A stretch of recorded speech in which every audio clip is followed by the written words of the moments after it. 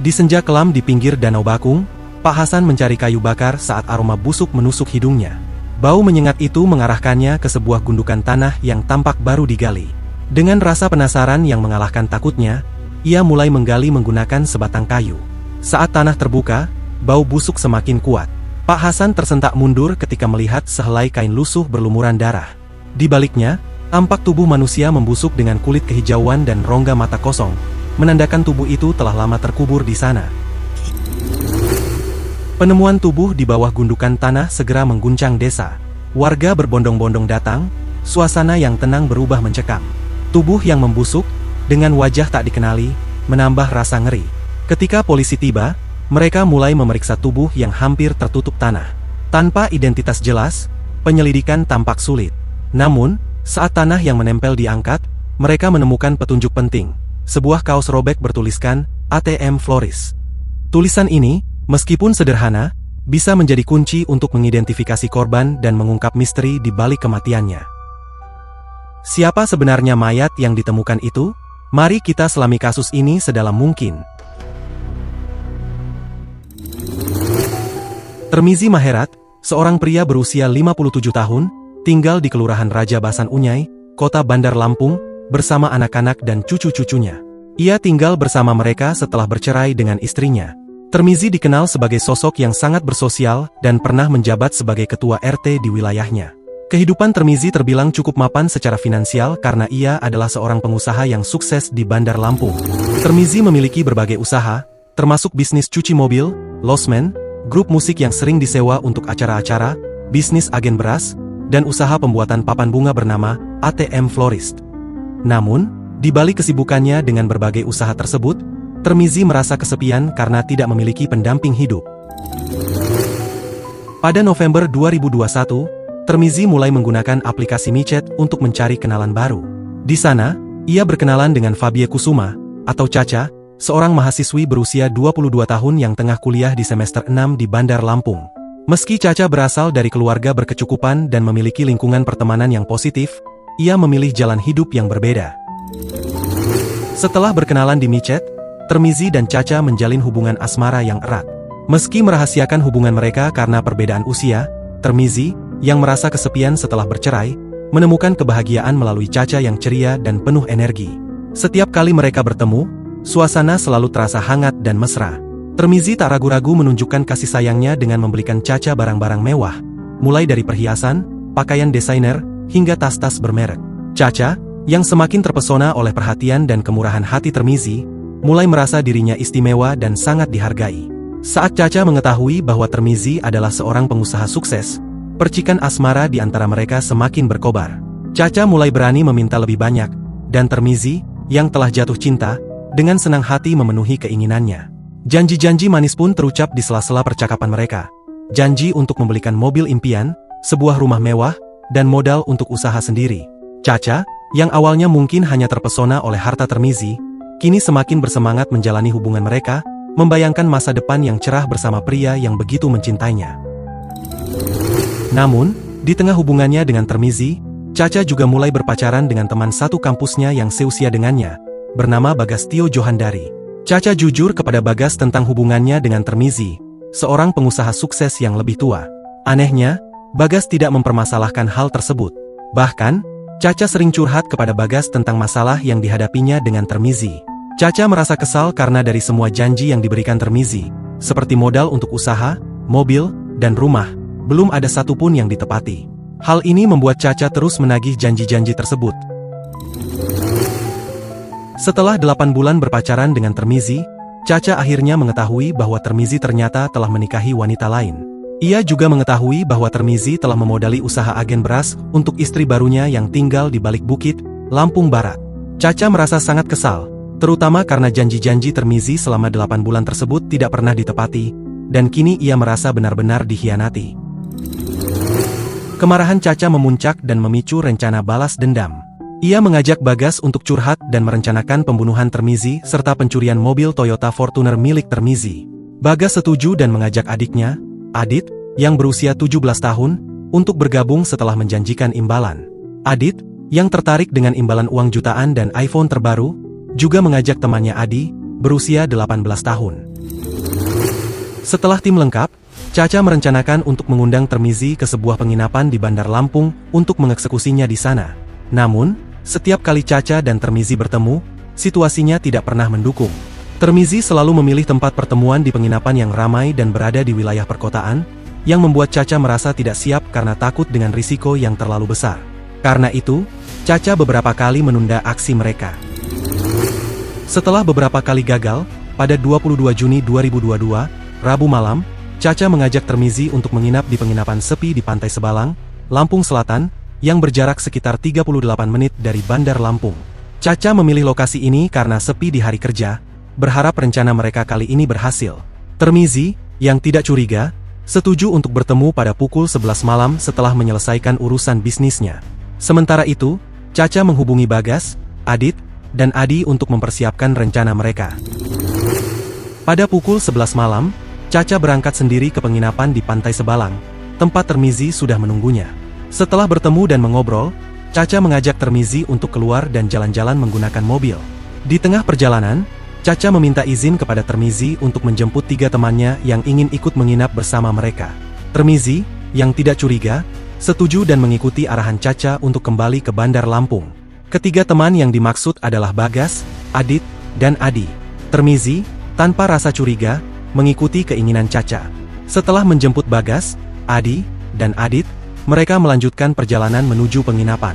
Termizi tetap mengemudikan mobil, sementara Bagas meminta untuk duduk di depan, dan Termizi mengiyakan tanpa curiga. Caca, Adit, dan Adi duduk di kursi belakang, sambil merencanakan aksi mereka saat melewati jalanan yang sepi. Setelah mereka memasuki kawasan Pantai Sebalang di Kecamatan Kalianda, di mana jalanan sudah sangat sepi karena sudah larut malam, Caca dan teman-temannya meminta Termizi untuk berhenti. Begitu mobil berhenti di tempat yang sunyi dan gelap, suasana langsung berubah mencekam. Adi, yang duduk tepat di belakang Termizi, mengeluarkan tali dengan tangan gemetar namun penuh tekad.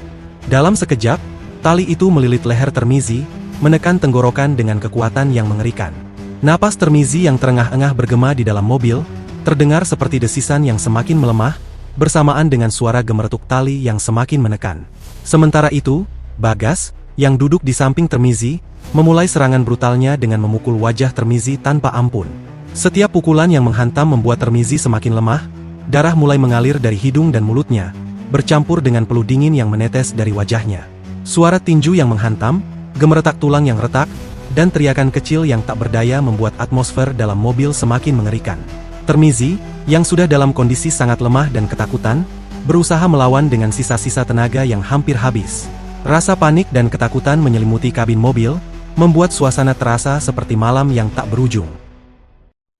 Saat Termizi akhirnya tak berdaya, tubuhnya yang kaku dan tak bergerak menjadi pemandangan terakhir yang mengerikan di dalam mobil. Mereka memindahkannya ke kursi belakang dengan kasar. Tubuh Termizi yang lemah dan tak bergerak dijatuhkan ke kursi belakang, menciptakan suara berderak yang mengerikan di dalam mobil.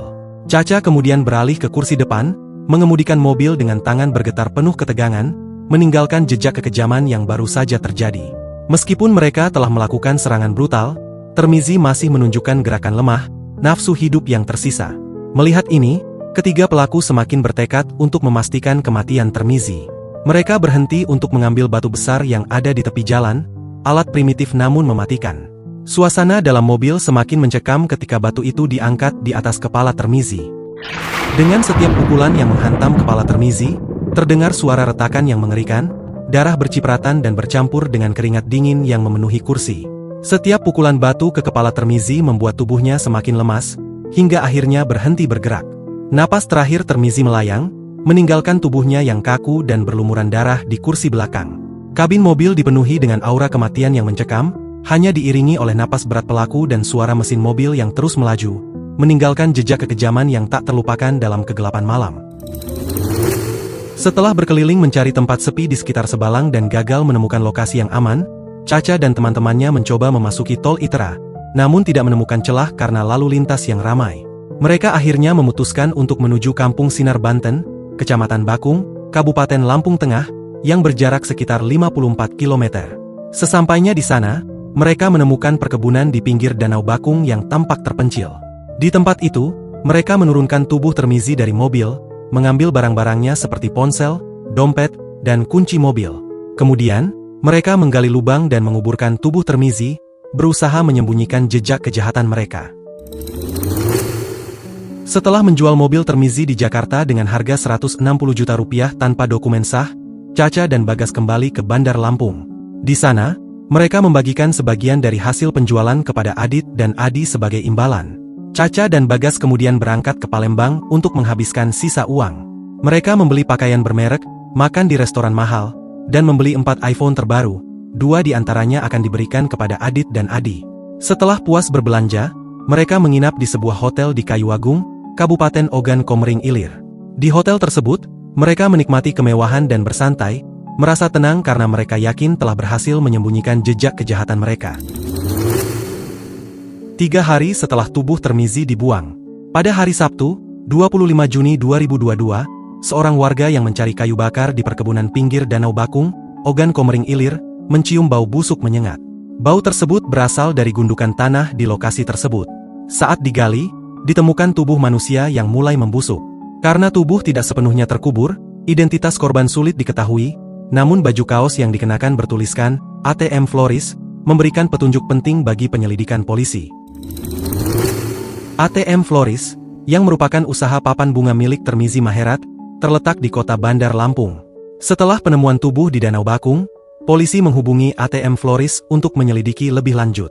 Perwakilan dari ATM Floris mengonfirmasi bahwa Tirmizi tidak dapat dihubungi sejak malam Kamis, 3 hari sebelum penemuan. Keluarga Tirmizi, yang diberitahu tentang penemuan tubuhnya, segera menuju lokasi untuk identifikasi. Mereka memastikan bahwa tubuh tersebut adalah Tirmizi. Keluarga sangat terkejut dan meminta polisi untuk segera mengungkap kasus ini, mencurigai bahwa Tirmizi mungkin dirampok dan mobil Toyota Fortuner miliknya hilang. Mereka berharap pihak kepolisian dapat menyelesaikan penyelidikan dan mengungkap pelaku di balik kematian Tirmizi. Polisi yang menyelidiki pembunuhan Tirmizi Maherat melacak mobil korban melalui rekaman CCTV, termasuk di Tol Itra Bandar Lampung. Mereka berhasil mengidentifikasi pergerakan mobil dan melacak pelaku. Tim polisi menangkap Adi dan Adit di Bandar Lampung saat mereka sedang tidur dan membawanya ke kantor polisi untuk diinterogasi. Selama interogasi, keduanya mengakui semua detail kejahatan, mengungkap bahwa mereka melakukannya atas perintah Caca dan Bagas yang berada di Palembang. Dengan pengakuan ini, kepolisian di Lampung berkoordinasi dengan pihak kepolisian Palembang. Informasi dari interogasi mengungkap bahwa Caca dan Bagas sedang menginap di sebuah hotel di Kayuagung, Kabupaten Ogan Komering Ilir. Keesokan harinya, tim polisi yang berkoordinasi di Palembang melakukan pencarian dan akhirnya menemukan Caca dan Bagas di hotel tersebut. Mereka pun ditangkap dan dibawa untuk pemeriksaan lebih lanjut. Proses penangkapan ini merupakan langkah penting dalam mengungkap keseluruhan kasus dan menuntaskan misteri kematian Tirmizi.